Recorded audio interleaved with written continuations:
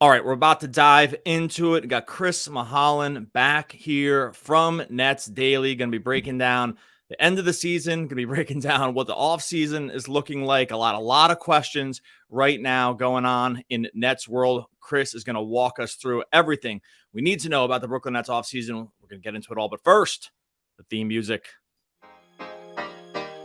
You are Locked On Nets, your daily Brooklyn Nets podcast. Part of the Locked On Podcast Network, your team every day.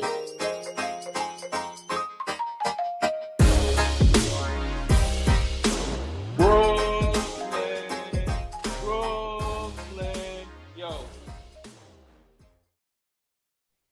All right, welcome back to the Locked On Nets podcast and the Locked On Podcast Network, your team, the Brooklyn Nets, every single day. Thanks for making us your first listen, available on all podcast platforms and over on YouTube. So make sure you go check out these two smiling faces that's going to be broadcasting over there. I'm Doug Norrie, owner-operator, DFSR.com. If you need advice on FanDuel, DraftKings, head on over to DFSR.com. Got you covered all the way through the playoffs. MLB, too, if you're into that season. And over there, not Adam Armbrook today, even better, Chris Milholen from Nets Daily is here. We're going to talk a bunch about the season that was, the season that's coming up. Our original plan had been to jump on during the playoffs. That came to an end way quicker than I think anyone was expecting. Chris, how's it going, brother?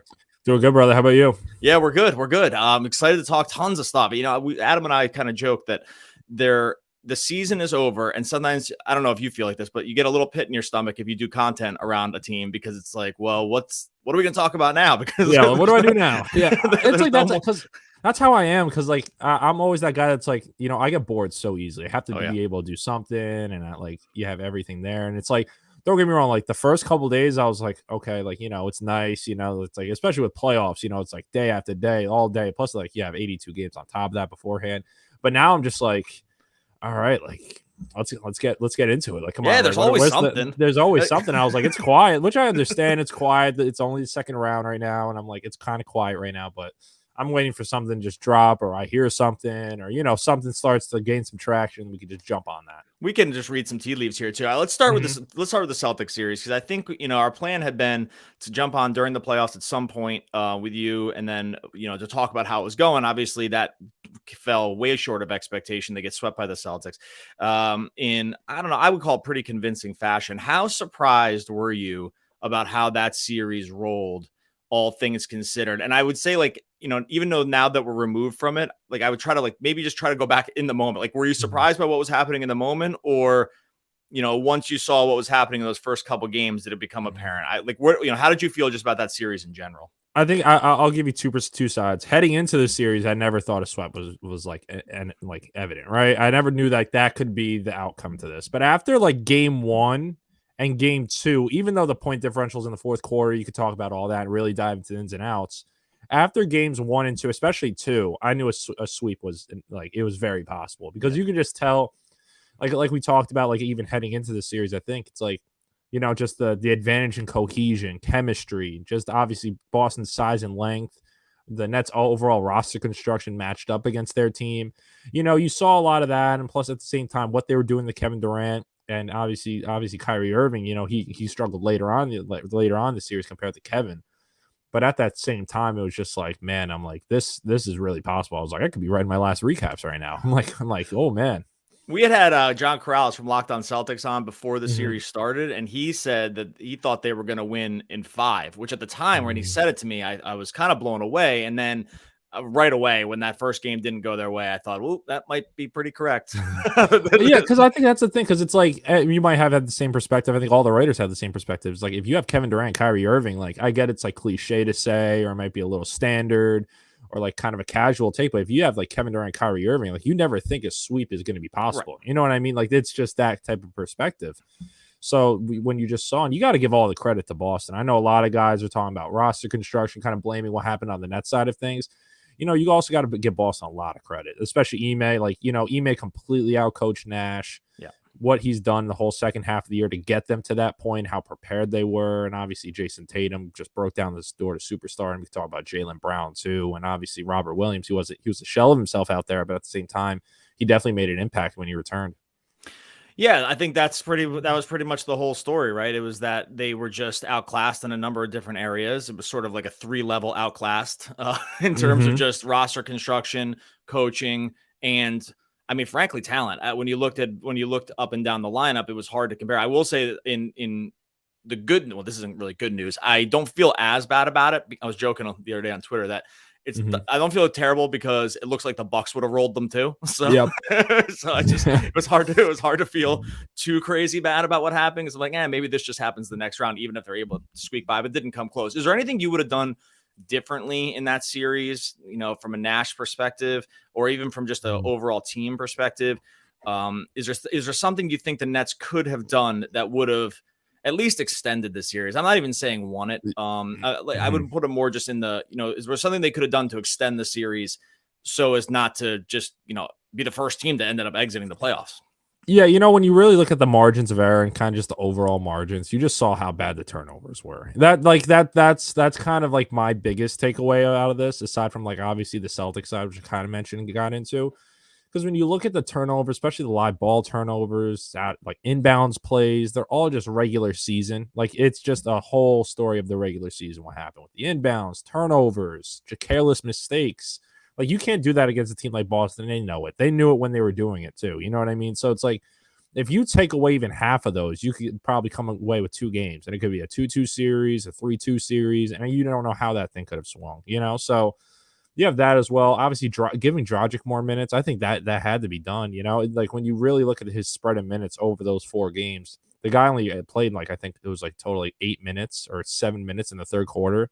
When that's really when the swing started to happen out of the halftime. That really started the third quarter. You really just started Boston 10-0 run, 12-0 run, 8-0 run. And obviously basketball is a game of runs, but when you give a team like that runs, and especially when they can get stops, or really whenever they want against this Nets team, it's gonna hurt them.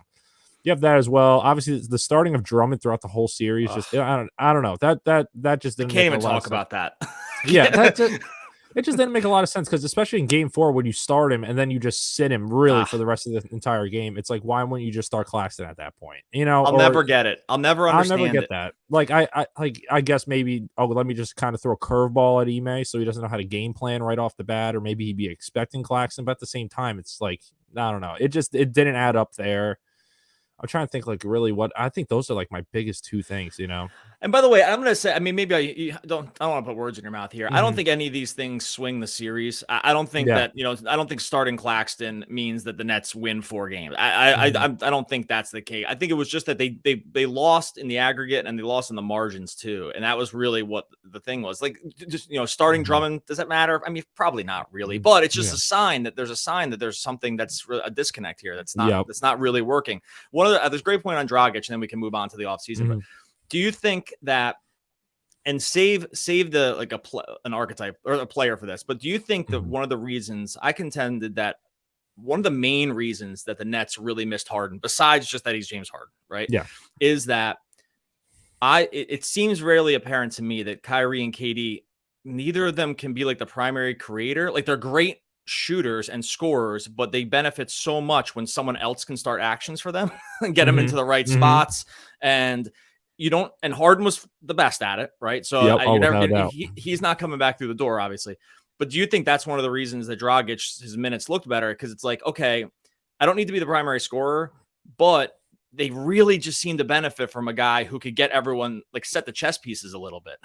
Oh, Like, without a doubt, yeah. Because like, oh, sorry to cut you off there, but no, like no, go. that's without a doubt. Because that's the thing, right? With James, like that, it's the exact same thing. No matter how much of a step back he's taken or a couple step backs, he still draws gravity, and then that gives even the tiniest bit of space or a little bit more space, like you said, to open up a Kevin Durant or a Kyrie Irving, and that's what they could have needed. And especially with Dragic, right? You saw that in this series too.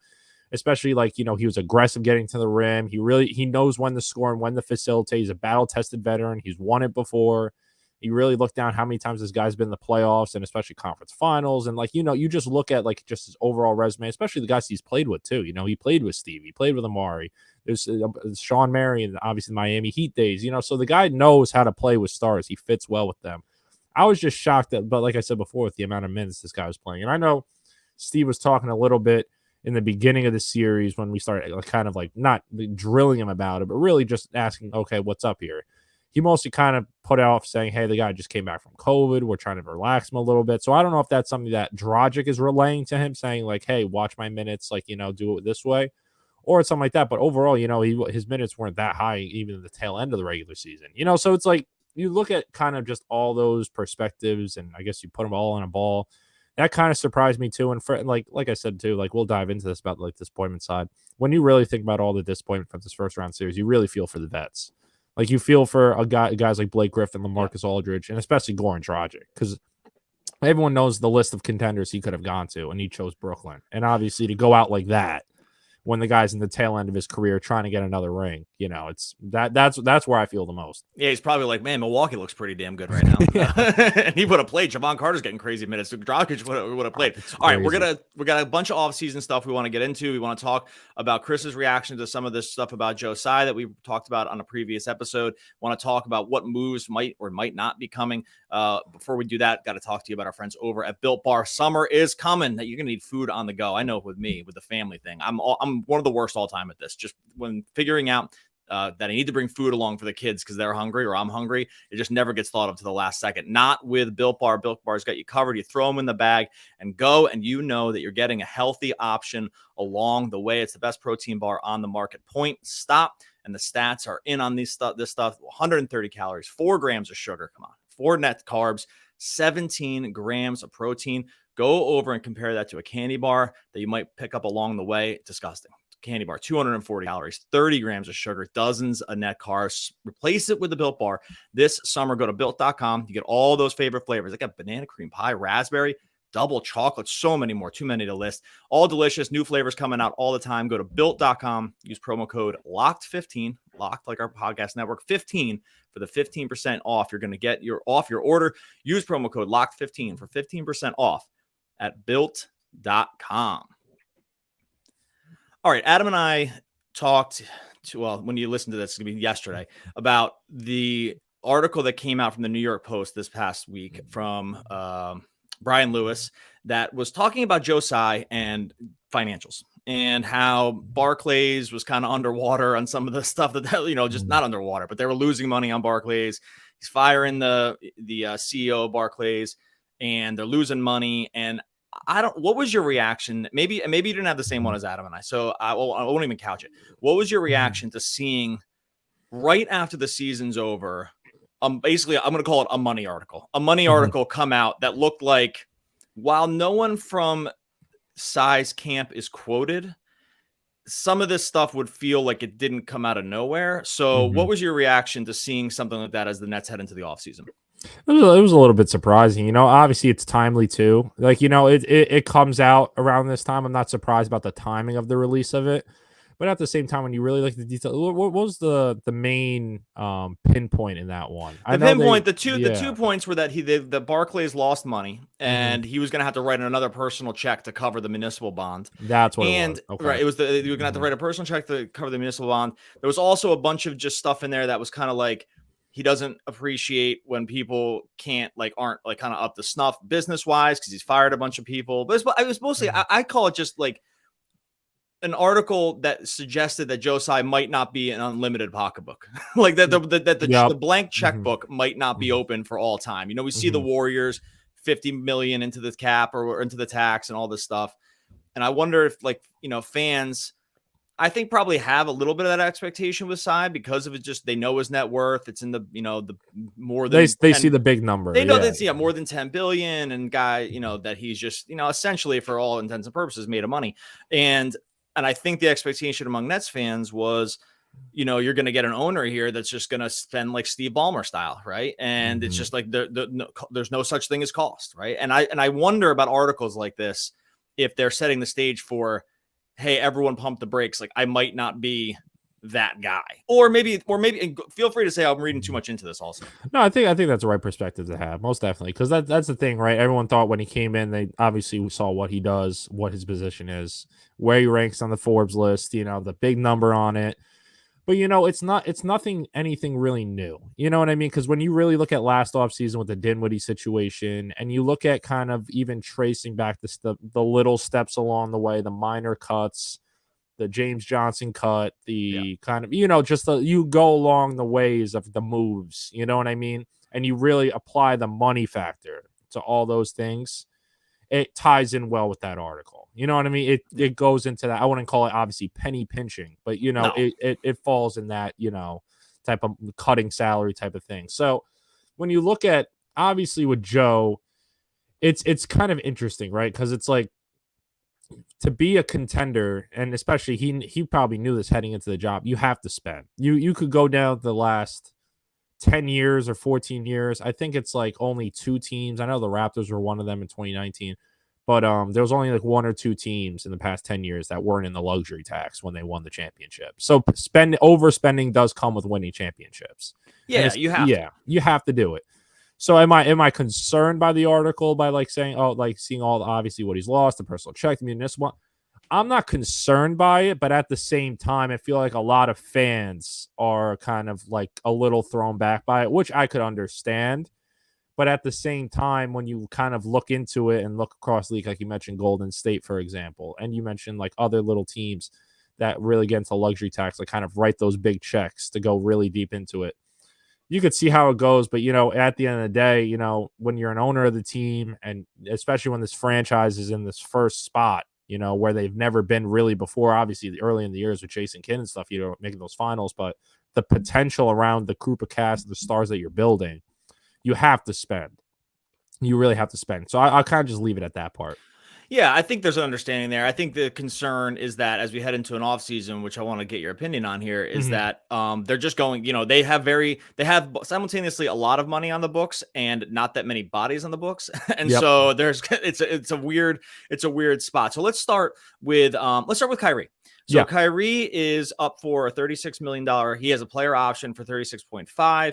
He is max extension eligible now. He talked in one of his final interviews that he was planning on re-signing with the team for the max. And so that would be at least his expectation. We talked a ton about this. I think that this is a very layered question. I'll start with the easy part. What do you think happens with Kyrie Irving in this offseason? Do you think that it's just a foregone conclusion that he's signing here for the next 4 or 5 years, let's say? Do you think that player options in play? Like, what do you think, just from a high level, what do you think happens with Kyrie? I think it's the 5-year. I really do think it's the 5-year, 145.6 or something like that. I think it's going to end up being that, even though it doesn't tie in correctly with Kevin's years. I know a lot of people think that they're going to tie it in with Kevin and make it a 4. I think it would be a 4. So they have that aspect as too, that, hey, they would tie them in together. So they're both free agents at the same time. And, you know, after that point, you kind of have a kind of a more fresh breath of air saying, okay, are we going to go the rebuilding route? Are we going to go the still be contenders route? Which makes a lot of sense, because then you could really just wipe the slate and be like, okay, this is where we're going when that time does come. Because there's multiple options. Like, I have them all like written down right here. It's like if he opts out, and it begins next year, it's a 4-year 185.7. If another team picks up, or another like he picks up the option then signs, is a 3. It could be a 3 or 4 year deal. Any other team could offer him 4 years, 182.1 million, which isn't going to happen. I just don't. I think this guy's going to be here long term. The ones that say like, oh, it's going to be a 1-year deal, 2-year deal, I don't see it. I think it's the max deal. Okay, so that leads me into my next question, because I think we agree on that. I think it's sort of a foregone conclusion, just because that's just where they are. They can pay him. It would be hard to recoup the money. It would be hard to recoup the same talent for the same money in the free agent market. So I think that answers it. The next question, I think, is a little bit more, sort of out. Well, not out there. It's like just a little like less definable. But do you think that's a good idea? Now we're in year 3. We're on year 3 of Kyrie here. I'm not going to go back and go through the entire history of the Kyrie Irving situation here in Brooklyn. We'd be here a while. Yeah. Okay. We'd be here. Right. It'd take the rest of the podcast. Do you think it's a good idea to sign on for 4 more years of Kyrie Irving, knowing what we already know about how these previous 3 years have gone? Like, is that a good business decision? I forget basketball. Let's just say, hey, look, Kyrie's worth that on a basketball court. Kyrie, when he plays, is worth that money. Well, maybe you don't think that, but I'll say that. Do you think this is, from a business standpoint, is good to hitch another 4 years of Kyrie onto the Brooklyn Nets here? I'll just leave it at that. What do you think about that part of it? Well, without a doubt, the man's worth the money when he's on the court. The problem is he's not on the court that often. And then obviously the quote that everyone saw when he told us saying, "Hey, me and Kev, we want to manage the franchise," and with Joe and like that's where the problem is. That's where I really think the problem is, because there has to, I get it, we're in a very big player empowerment movement and you want to really give the stars everything they want. You want to make them feel happy and all that stuff. But at the same time, I think that era of kind of that super team era, not even just the super team era, I could see it's obviously, I think it's over. But at the same time, there has to be a balance, and it sounds obvious, but there has to be a balance between ownership and then obviously their star player or star players when it comes to making decisions, right? Because when you have a lot of guys like stars, like you look at LeBron, for example, you know what I mean? And obviously, a lot of people say, well, the Westbrook thing, I think AD had a voice in this, or Pelinka had a voice. The team would have been great in 2010, but at the same time, when you build your team off that much relationships because you think the camaraderie is just going to overlay kind of the roster construction, it's not going to work half the time. It has to be a well-balanced roster. And that's where management has to come in. They have to touch up the edges. So with Kyrie, it's one of those things. I think if you're the Nets, you kind of live with it. You live with what comes, and you obviously know what can come. The guy's not going to get vaccinated. Obviously, COVID's not going to go away.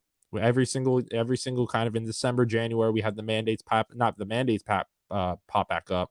But at the same time, you see the COVID cases rise back up. And I can imagine New York's going to do the same exact thing as they did last year if they do see those numbers go up. So that means, you're going to miss Irving for probably some home games. You know what I mean? Obviously, you might have there might be exemptions. There might be like little ins and outs here.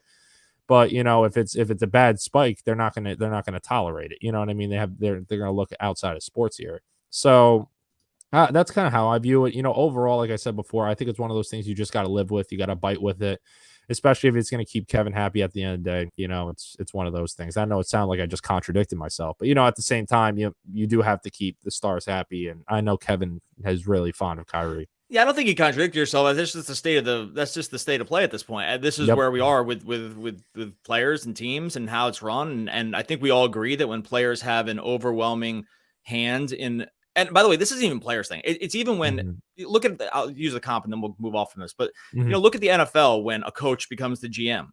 Your goals become misaligned, and you can't. And it's really hard to have separation between what your good goal-oriented strategy is and what you want to have happen right there because you're sitting there in the moment. So I think that actually I think is the bigger. They call it player empowerment, and I think that's true. But there's just other examples in other sports where this exact same thing happens. They call it something different. Like they don't call it coach empowerment, like in the NFL. They just call it like a mistake that the organization made by having the coach be the GM too. That's just what happens. But I'm totally with you. It's funny because we talked. It's like it's simultaneously a super easy question to answer. Yes, they're going to re-sign him. I think the more interesting question is, what our conversation is going to be 3 years from now. Yeah. Or even it's 8 months from now. You know what I mean? It could be even that soon, and I'm not the guy that like hates on the dude or like, I know the guy gets a lot of hate, but the thing is, it's like, we know what comes with it. You know what I mean? You're not hating it when you just say the facts. Like he has not played full seasons in 3 consecutive seasons. It's been for each one of those things in a vacuum makes sense. Except when you just take it in totality, it just becomes a very difficult situation to trust. I'm with you. Like the 8-month thing or the 3-year thing, we're going to be talking about it. So that's going to happen. It's going to happen. 100%. All right, we're going to talk a little Ben Simmons here. I want to talk about some other roster moves. There's tons of moving parts on this Nets squad heading into next season. First, going to talk to our friends over at Bet Online, betonline.net, your number one source for all betting stats and sports info. You can find the latest sports developments, league reviews, and news, including this year's basketball playoffs, MLB. BetOnline threw it up there the other day. We mentioned this. They threw up odds of Kyrie's next team if it wasn't the Nets. Oh, baby. People piled into the mentions on that one. That was turns out that most other teams didn't want him on their team. It was what the odds said over on BetOnline. It's your continued source for all of your sports wagering information. Head on over to BetOnline.net. Use that mobile device. You learn about all the trends and action. Bet Online, where the game starts. All right, Ben Simmons. Here we go. We're kind of going in descending order of money here, I think, but but there's no shortage of talking points. Okay, let's. I do actually think the last time that you and I talked, we actually discussed Ben Simmons and try to make some predictions around like when he was going to come back in this whole situation. Let's just start from back at like sort of the beginning of the end there. How surprised were you about how that whole situation played out from the end of the year, covering the team, having to hear Nash, kind of non-answer this for weeks and not sort of kind of not having a clue, but maybe having all the clues and not wanting to say it. Like, I don't really, how do you think, were you surprised at all how that Ben Simmons situation played out? I mean, now that we can see it all, or see it all for how it ended up, are you surprised by what happened with him? It really comes down to the transparency. And I'm not talking about the transparency about like disclosing what's going on, saying, okay, this is when we're thinking about he's returning this. I'm talking about the components that go into it. And I know a lot of, especially in sports in today's age with the mental health side of things, when players don't want to comment on their personal things, which I'm a full for, you know what I mean? They don't have to really go into exactly what they're dealing with and everything like that. I get that. But at the same time, the way the Nets handled it, especially in the postseason, was very, very poor. Like, I can't even think of a worse name than poor, because the whole time it was barring a setback, right? It was, if he's going to return if he bars setback, it's fine. You get the lower back soreness, wakes up in the morning, right? Game 4, wakes up in the morning, can't play.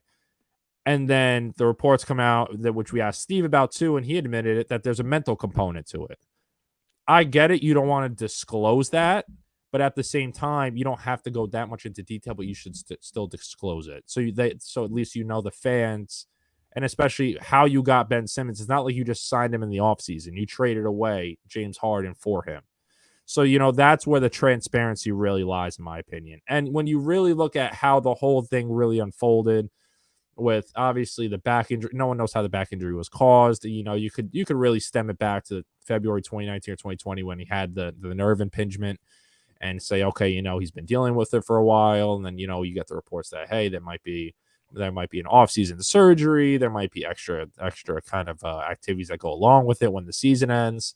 But, I really knew that he wasn't going to play game 4 at shoot around before game 4. Because Nash told us, he's like, yeah, like, I don't know. And, when you say, I don't know in that situation, it's obvious that there's kind of that PR balance right there. How do we get this out? You know what I mean? Because that was the biggest question in the NBA at that time, whether this guy's going to play or not. And when I get it, it's a lot of pressure on Steve. And, throughout the whole process, too, I think that Steve, and this is just my opinion, it's not source-based, no nothing, but I think that Steve and kind of whoever was making the call, whether it was Clutch, Nets, in that kind of area, I think Steve wasn't totally in sync with everything that was being said.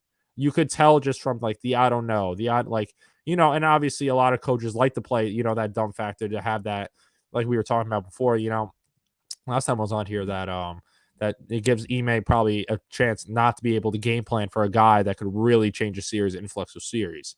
So, that's kind of how I stand on it, how I kind of view it all, that it's kind of behind us. Well, it's not behind us yet, but, okay. So that leads us into questions. That leads us into this next thing, because, okay, that part is over. It didn't work out. Okay.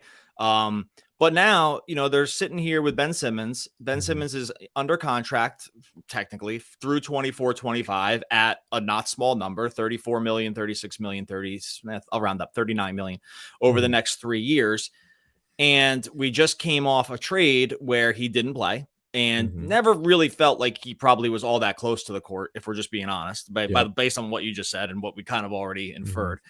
What do you think happens with Ben Simmons here? Like, do you think, and the range, that's crazy about the range of outcomes. The range of outcomes ranges from never steps on the court again, because he never plays basketball again. Like, I think you have to at least you have to put a non-zero chance at that. Like, I'm not saying it's likely, but it's you can't put it at 0. Then you have that, and then you have all the way to, they trade him, then, or he just comes back and plays out the contract here. I mean, maybe it's this. We're all just looking in the crystal ball here, so we're making our guesses. But, like, well, what do you think happens kind of going into next year with him, and where they sort of stand with him just as a player at this point? I think, well, then they have to reach a level of just somewhat connectivity. They have to reach on a common outcome or a common goal, and by that, is he going to play when it starts in the regular season? Is he not going to start? Okay, when you look at trading him, what's his trade value? All the other teams around the league see what's going on, sure, and they see, and you could obviously, the mental side of things, that's one thing, but the physical side, you have the back thing. overall, you put a bow on it, it's a lot of baggage, and especially for a star making that much money. You know what I mean? So it's a lot of stuff you're taking in here if you're another team looking from the outside in. So how I see this kind of panning out, I don't see he gets traded. I just don't kind of see. I just don't think it is. I think if he does get dealt, it would be a deadline deal when he does step on the court. Because I think, don't get me wrong, the Nets could trade him, but at the same time, I just don't. You don't really know what his market value is and what teams would really give up for him. And especially when you look at the Nets side of things, they don't need a complete. A lot of people think they need a complete house cleaning. But at the same time, yes, you do have a lot of unrestricted free agents. Yes, you do have a lot. You do have 2 restricted free agents, and you have what is it? 1, 2, 3, 4, 5, 6, 7, 8 players under contract. So that's about half the team. So when you look at kind of how it goes down, the pieces that they can trade, how they don't have any picks, you really just go down at the assets they could attach. I personally just don't see a trade happening this offseason. It could be a team that comes out of the blue and says, you know what, here it is. The Nets think it's great market value. Let's do it. Let's put the stamp on it. Let's get it done. But at the same time, I just think that the Nets just won't do it, especially with the way that they handled it throughout this whole entire year and kind of just the timeline of the whole thing. It just won't add up to me if it does happen. Yeah, it feels like with Simmons at this point, they are in the situation to me doesn't feel too dissimilar to Kyrie in the sense that it's like, I mean, clearly it's different, but it's like, we have you here. You're probably at this point more valuable to us than anybody else, but your value is so depreciated at this point that it doesn't even make sense to try to figure out what, where else you could go, because now we just kind of have to make it work. Like we're kind of pot committed to these ideas. And we're just pot committed to not these ideas. We're pot committed to these guys, and that's just kind of where it goes. Okay, that wraps up part 1 of our podcast with Chris Milholen. We are going to be back again tomorrow. We'll be getting into Steve Nash. We'll talk Bruce Brown and Nick Claxton, what those contracts are going to look like. We're going to talk about Seth Curry, Joe Harris, if there's any trade value as well. So we'll cover that all on tomorrow's podcast. So go make sure you check that out. Like I said, we're back again tomorrow talking more Brooklyn Nets basketball.